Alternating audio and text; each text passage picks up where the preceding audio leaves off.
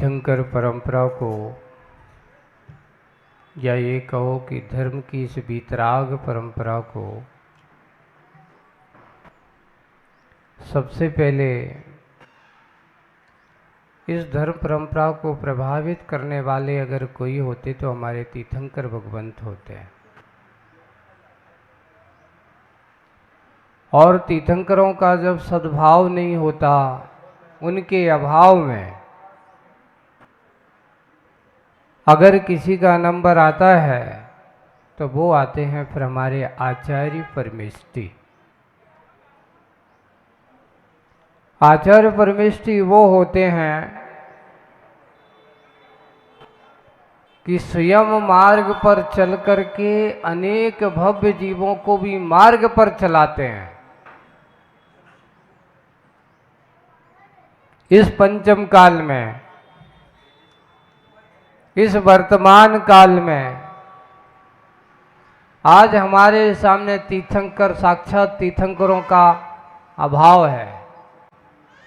आज हम उन तीर्थंकरों की स्थापना निक्षेप से यहाँ पर आराधना कर रहे हैं। 2400 तीर्थंकरों को हम यहाँ पर स्थापना निक्षेप से भगवान आदिनाथ से लेकर के भगवान महावीर तक के इस उमडव सब्रणी काल के वर्तमान 24 के 24 तीर्थंकर अब उनके बाद बहुत सारे केवली, श्रुत केवली, अंगधराचार्य, सुतधराचार्य, श्रुत केवली आदि हुए। और उसी केवली श्रुत परंपरा में महान आचार्यों की गिनती करते हैं अपन तो आचार्य कुंद कुंद महाराज भी इसी शताब्दी, कहना चाहिए कि उस आज से 2000 वर्ष पहले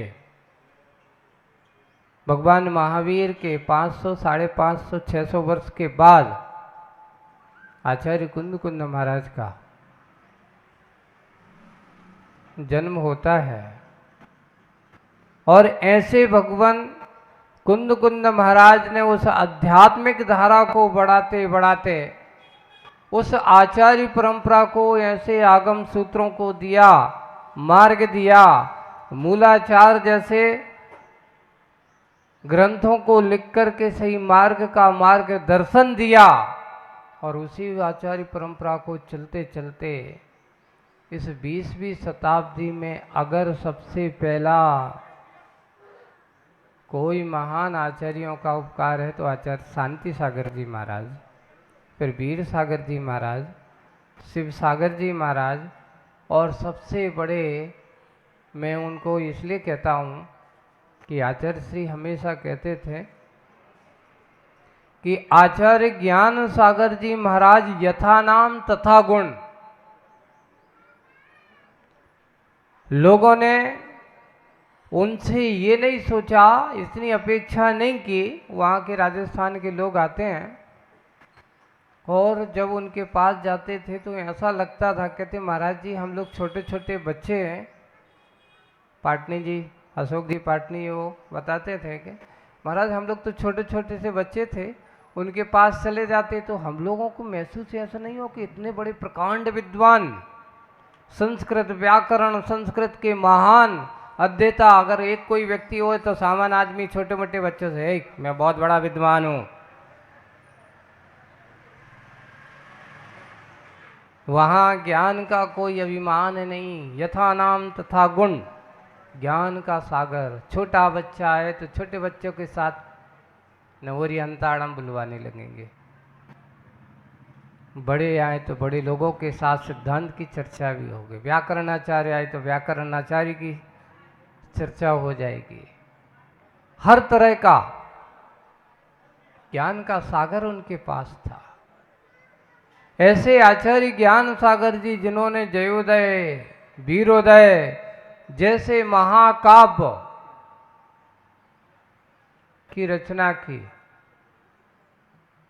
लेकिन दीक्षा के बाद अगर उन्होंने किसी की रचना की है तो मात्र एक समय सार की टीका की। उन्होंने महाकाव्यों की रचना, जितने भी महाकाव्य हैं आचार्य ज्ञान सागर जी, उनको सारे के सारे ब्रह्मचारी अवस्था या ये क्षुल्लक अवस्था में, मुनि बनने के बाद उन्होंने पुनः अगर कोई रचना की तो वो की है समय सार की है। सम्यक तो प्रवचन सार के ऊपर भी एक टीका लिखी गई है, एक सम्यक तो शतक भी उन्होंने लिखा है। ये प्रायकर उनके मुनि बनने के बाद के हैं, मुख्य रूप से समय सार की टीका। आचार्य श्री हमेशा कहते थे ज्ञान सागर जी महाराज का एक ही, हमने उनको कभी एकांत में किसी से फालतू की बातें करते हुए नहीं देखा। मतलब की बात करो, कोई काम करो और अपना स्वाध्याय, इतनी उम्र में भी उनको पढ़ने पढ़ाने का हमेशा एक ही रट, स्वाध्याय करना और कराना, ये उनके जीवन का उद्देश्य था। पूज्य आचार्य भगवान ने कहा कि काश अगर गुरु महाराज के पास में 2, 5, 10 साल पहले और पहुंच जाता था, उनके खजाने से मुझे और ज़्यादा क्या मिल जाता, अच्छे से अच्छे ज्ञान रूपी मोती मिल जाते, रत्नों की प्राप्ति हो जाती। पर क्या करें, हमारा भाग्य इतना ही था कि सन 66 के लास्ट में, यानी या कहो कि 67 की शुरुआत में, चतुर्मास के बाद, नहीं जुलाई 67 नहीं होगा, 66 होगा, चतुर्मास के बाद है ना। हाँ, तो उसके बाद वहाँ पर अजमेर के मदनगढ़ किशनगढ़ में पहली बार आचार्य श्री ज्ञान सागर जी महाराज से आचार्य श्री का मिलना हुआ। और वहाँ पर मिलने के बाद, अब वो आगे की कथा कहने की ज़्यादा ज़रूरत नहीं है, पर इतना ही है कि उन्होंने, जब उनको कहना चाहिए कि एक वृद्ध अवस्था में आचार्य श्री ज्ञान सागर जी महाराज जैसे पात्र की गवेषणा में थी, उन्हें एक अच्छा सदपात्र मिल गया, और एक सदपात्र को एक सच्चे गुरु मिल गए। एक को गुरु की खोज थी और एक को सदपात्र की खोज थी, दोनों मिल गए। और मिल जाने के बाद अब उन्होंने उनको ज्ञान से संस्कारित करना चारित कर दिया, चारित्र उनको देना चालू कर दिया। और पढ़ते पढ़ते 1-1.5 साल तक उनके पास पूरा का पूरा अध्ययन मनन करते हुए उन्होंने देख लिया कि ये परिपक्व है, अब इनको मुनि दीक्षा होगी। उन्होंने मुनि दीक्षा मात्र 2 या 3 मुनि दीक्षाएं दी हैं, ज़्यादा मुनि नहीं दिए। एक तो तत्काल समाधि के समय दी थी, मुख्य रूप से तो 2 ही मुनि दीक्षाएं दी हैं, एक आचार्य भगवान विद्यासागर जी महाराज को और एक आचार्य विवेक सागर जी महाराज को। एक तो पवित्र सागर जी थे, उनका अंतिम वेद ब्रह्मचारी जी थे, उनकी स्वास्थ्य गड़बड़ हो गया, उनकी भावना थी मुनि बनना है, तो सुबह सुबह मुनि दीक्षा हुई और 5-6 घंटे बाद उनका समाधि मरण हो जाता है, तो वो तात्कालिक मुनि दीक्षा थी।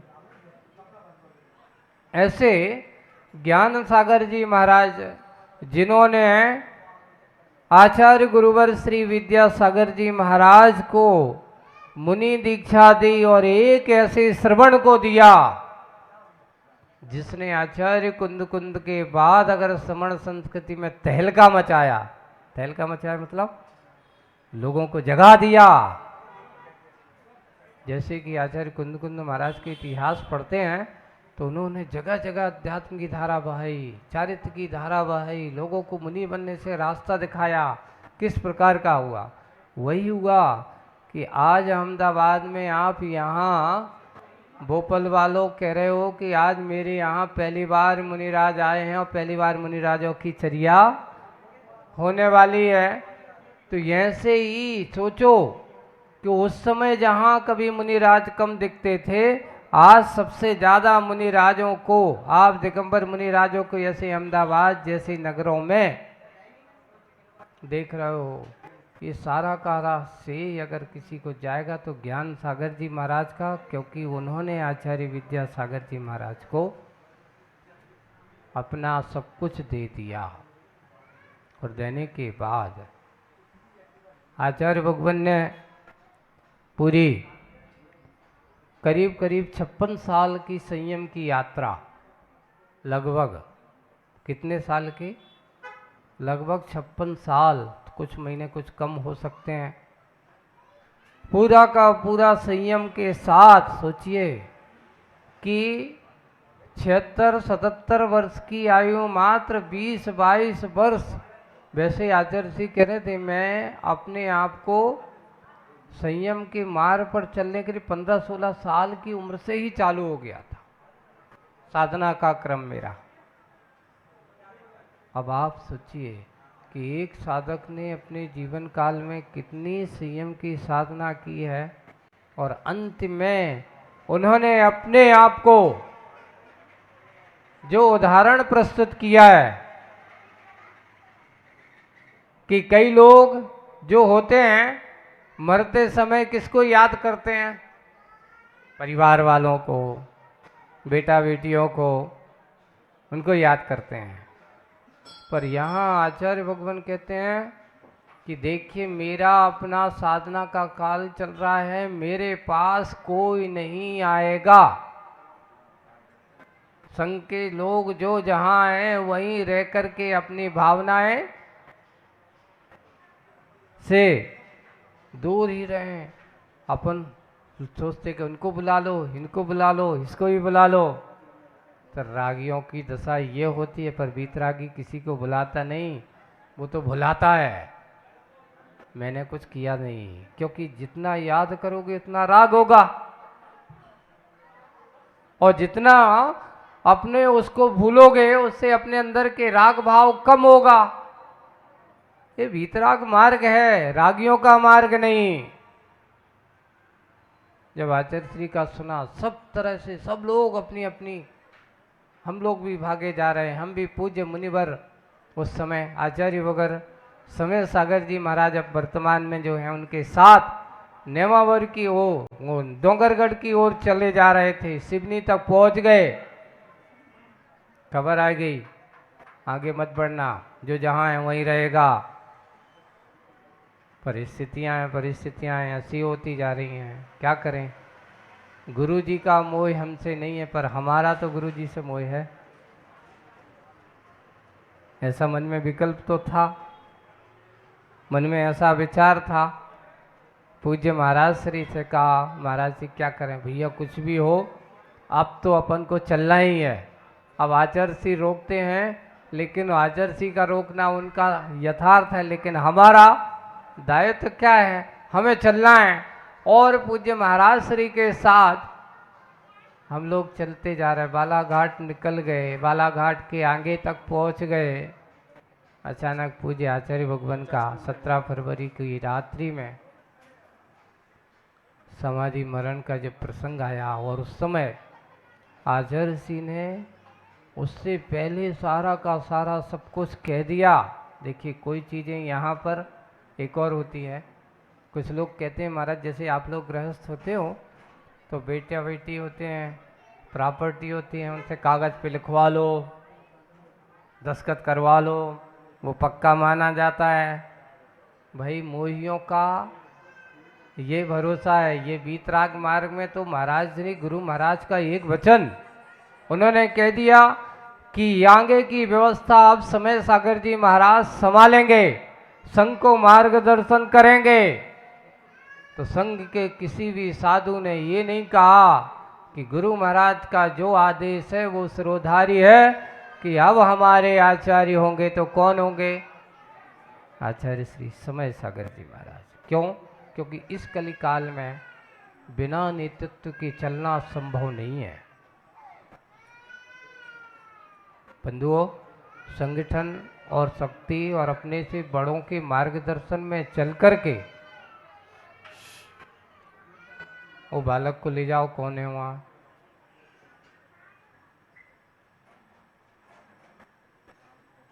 बड़ों के नेतृत्व में चलना, क्योंकि इस विषम काल में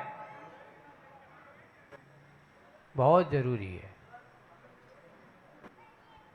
पूज्य आज का दिन ये आचार्यवर हमारे संघ के सबसे पहले महाराज, ज्येष्ठ श्रेष्ठ महाराज, और वास्तविक रूप से देखा जाए तो आचार्य भगवान को अगर हम देखते हैं तो उनके बिल्कुल लघुनंदन जैसे पूरक, लघुनंदन तो पहले से हैं ही, और वास्तविक रूप से देखा जाए तो वैसे ही उन जैसे दिखते हुए पूज्य आचार्य श्री समय सागर जी महाराज आज पूरा 1 साल हो गया, तिथि के हिसाब से, तारीख से नहीं, क्योंकि हमारे आचार्य भगवान कहते हैं तिथियों का ही महत्व ज़्यादा होता है। ये भारतीय संस्कृति तिथियों के ऊपर आधारित होती है। तारीख से तो 16 अप्रैल होगी, लेकिन आज 5 अप्रैल है। पूरे 15 दिन पहले ये तिथि आज चैत शुक्ला अष्टमी किस पावन दिवस पर कुंडलपुर की उस धरातल पर पूरे संघ ने, चतुर्विश संघ ने उनको अपना संघ नायक बनाया, और संघ नायक के माध्यम से हम सब लोग यथा योग अपने हिसाब से उनके मार्गदर्शन में चल रहे हैं। आज पूज्य आचार्य भगवान का स्मरण हम इसलिए कर रहे हैं क्योंकि उनने जो हम सबको दिया है, उनने जो हम सबको देकर के उपकार किया है, वो दुनिया में किसी के द्वारा भुलाया नहीं जा सकता। और बात यही है कि जब पूरा इतना बड़ा विशाल संघ आज भारत की धरती पर सबसे ज़्यादा और सबसे ज़्यादा शिष्य समुदायों को लेकर के चलने वाले पूज्य आचार्य भगवान करीब करीब पिछीधारियों की संख्या 400 की लगभग, थोड़ा बहुत कुछ कम होगी, 400 से लगभग,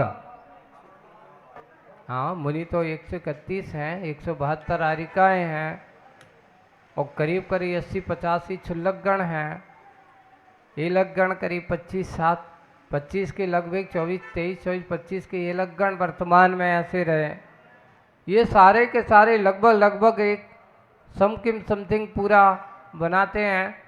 तो इतने सारे पिछीधारी और संयमों को और ब्रह्मचारी ब्रह्मचारिणियों को मिलाते हैं तो कम से कम 2000 से ऊपर संख्या पहुंच जाती है। और अगर श्रावकों की गिनती करें तो भारत का प्रत्येक श्रावक अगर देखा जाए, आस्था की दृष्टि से देखा जाए, गुजरात वालों यहाँ बैठ कर के की भी हमने देखा जाए कि आचार्य श्री ने भी गुजरात के जो विशेष क्षेत्र हैं, ऐसा कोई क्षेत्र, हमारे कमलेश भाई बैठे हैं,